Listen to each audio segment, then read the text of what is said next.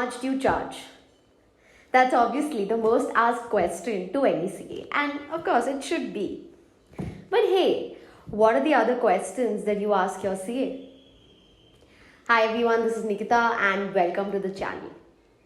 I believe the key to the relationship between a CA and his client is communication. As CAs, we have different types of clients. Clients who have so many doubts, they ask questions, they want to know where they're headed in terms of their filing, taxation, and other aspects. And then there are clients who would just send across data and expect us to do what we're required to do. I particularly enjoy the first type of clients where they would ask several questions, they would be in control of their finances, they would want to know why are they paying more tax this year if at all they are paying. So they would ask a lot of questions. In this video, I'm going to try and bridge that gap of communication and I'm going to give you top 5 questions that you can ask your CA. So let's begin. Question 1, all about your taxation.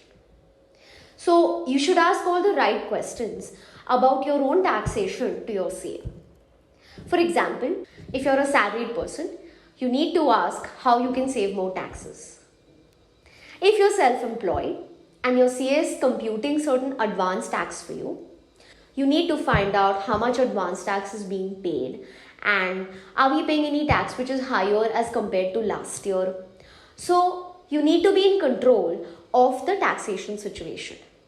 No, it does not mean that you need to know the taxation laws, but you need to know the tax slabs that are applicable to you. Or you need to know how you can save more taxes. So you should ask the right question to your CA. How do I save more taxes? For example, in case of salaried persons, I have noticed a lot of times that people file their own returns and they'll end up filing the return on the basis, exactly on the basis of Form 16. Now what happens sometimes is that say you've forgotten to submit certain declarations or you couldn't submit it within the deadline to your offices. So a higher tax got deducted. So how do you claim a refund of these taxes? You still can claim a refund of these taxes in your income tax return and your CA will help you do that. So stay in touch with your CA and ensure that whatever deductions have not been claimed, they can correctly be claimed. And also, now when we talk about the old tax regime versus the new tax regime, you must ask your CA which tax regime is more beneficial for you. Is it the old tax regime or the new tax regime? And on the basis of this, you can decide whether or not you need to make investments. So if your CA says that new tax regime is beneficial, you don't need to mandatorily make investments just to save tax under Section 80C. You can stop those investments if they're not making sense for you.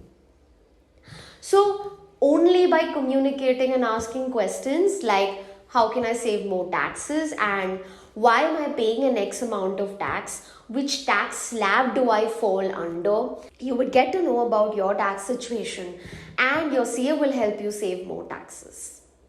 Question number 2, how do I maintain data? Do I use a software? Do I use an Excel sheet? Do I use Google Sheets? Is there a standard format? So you should always ask your CA what is the best way to record your data. If your returns are of an individual, you can maintain it on an Excel sheet. Or if you're an organization, your CA will suggest a good software for you. If you're already running your business on a software and you want to move to a better software that communicates well with your clients and your customers, go to your CA and ask for a better software.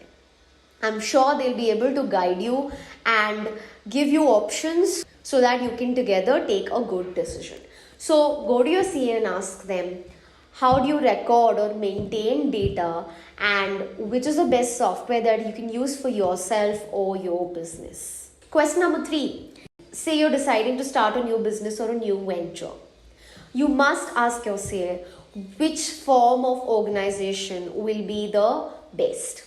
Now, a lot of times people generally opt for a limited liability partnership or a private limited company in the first go itself.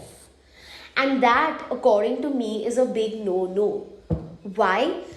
Because LLP and private limited company will require you to do a lot of compliances, and where you don't know how your business is going to be performing, or you've not still tested your idea, it is best that you start with a proprietorship concern, and then as things keep getting bigger and as they keep growing, you move to a better form of organization. So your CA will be able to correctly guide you as to which form of organization will suit your venture the most. So do not rush into opening an LLP or a private limited company. Consult your CA and ask the right question first. Question number 4. Should I obtain GST registration in India? Very important question.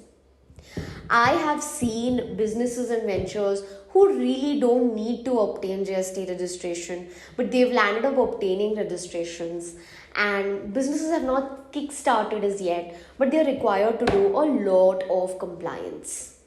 My point here is, if your turnover does not exceed those limits, and it's not mandatory for you to obtain the GST registration, in that case, it's okay to not obtain as of today. As in, when your business grows, you can obtain that registration and opt for the compliance. Of course, if you have other reasons, again, you can discuss this with your CA. So ask them, should I obtain a GST registration? Will it be beneficial for me or my business? Will it be beneficial for my new venture? And question number 5, can you list all the taxes that are applicable during the year? Yes, you need to ask this question to your CA so that you don't miss out on any taxes that you or your venture might be liable to pay. A very relevant example here would be professional tax. A lot of individuals, especially self-employed individuals, fail to pay professional tax, and later on it creates a lot of hassle. So find out from your CA if professional tax is applicable to you. If you're not paying it, please ensure that you start paying it. Not just professional tax. Find out from your CA what are the taxes that are applicable to you and ensure that you're paying all those taxes. Yes, you do employ your CAs to handle all of this for you, but that does not mean that you loosen the control on your own finances. Because in the end, the CA will be able to take a good decision for you if you provide all the right information, if you provide the right data, if you ask the right questions, you can come up with a solution together. So I believe it's extremely important for you to stay in control of your finances, of your taxation, and of your records. So don't forget to ask the right question to your CA. If you have any question for me, please ask me in the comment section down below and I will be happy to answer them. My name is Nikita and I will see you guys in the next one.